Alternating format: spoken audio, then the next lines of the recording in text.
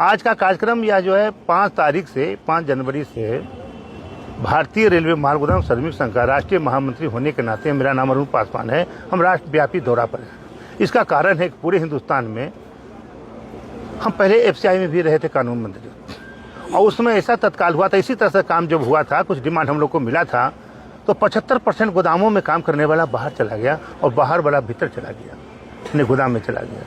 तो हमको ऐसा लगा कि हमने इतना मजबूती से और अपने जीवन को, हम अकेले नहीं, पूरे परिवार, हमारा श्रमिक संघ एक परिवार है, वह सारे परिवार ने जीवन को न्यौछावर किया। और ऐसा नहीं हो कि जिसको लिए हम लड़ाई लड़े, जो मूल्य आदमी है उसको नहीं मिलकर कहीं आव चला जाए। इसलिए हम संगठन का भी चुनाव कर रहे हैं गोदामों पर जाकर के, और सही बातों को उसको अवगत करा रहे हैं और उसको गाइडलाइन दे रहे हैं कि चोर से, उचक्का से, मजदूर विरोधी ताकतों से उसको सावधान रहना है।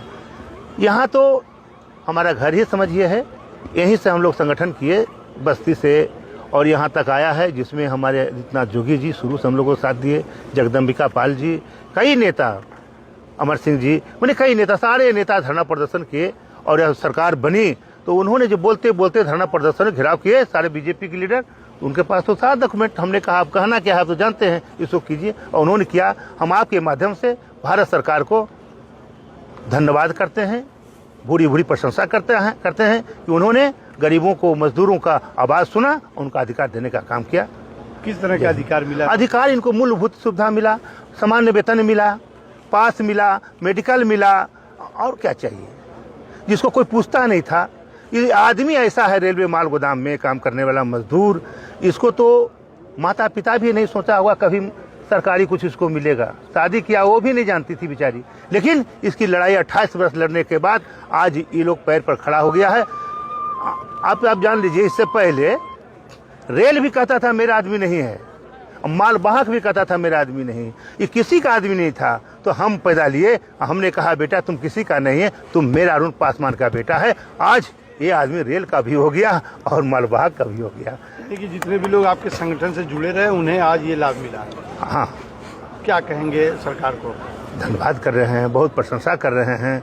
हम तो 28 वर्ष से, कई सरकार आई, कई सरकार गई, लेकिन नहीं हुआ था, लेकिन अब हुआ है। इसलिए क्या कहना, बहुत, मैंने कुछ भी कहें बहुत कम है। यही कह करके मैं आपसे विदा लेता हूँ।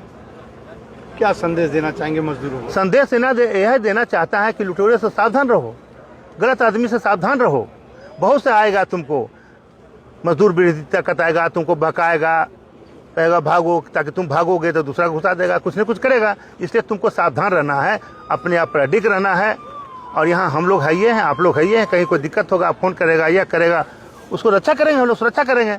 लेकिन घबराने की बात नहीं है। सबसे बड़ा बात है कि तुमको अडिग रहना है, भागने का काम नहीं करना है। आपने रजिस्टर्ड पेपर की बात की है कि हाँ, जो भी काम करना यह जो, हाँ, रजिस्टर पर यही दस्तावेज बनेगा, डॉक्यूमेंट बनेगा सब सारे मजदूरों का, जो यहाँ काम करते हैं। अब सारे मजदूर तो ठेला वाला का तो नहीं करेंगे, जो रेलवे माल गोदाम में काम करते हैं उनके लिए है। ये कैसे चिन्हित किया जाएगा कि ये रेलवे माल गोदाम के ही कर्मचारी हैं?